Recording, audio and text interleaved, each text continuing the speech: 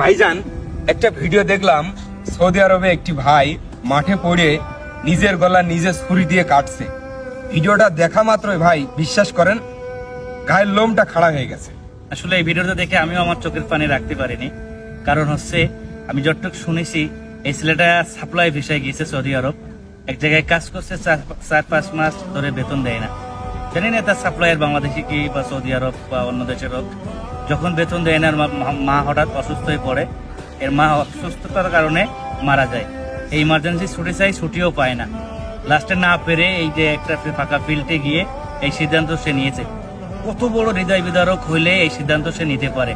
তা আমি বলি, দেখেন মালয়েশিয়া যারা আছে এজেন্সি বা সাপ্লাই বিষয়, দেখেন আমি কিন্তু এজেন্সির আন্ডারে কাজ করি, লোকজন দেখাশোনা সুপারভাইজার। আমার বস এই দিক থেকে অনেক ভালো, কারো বেতন নিয়ে কোনো ঝামেলা করে না। প্রত্যেক মাসে 7 তারিখের ভিতর, সর্বোচ্চ 2-1 দিন লেট হলে হতে পারে, ইনকেস কোনো সমস্যা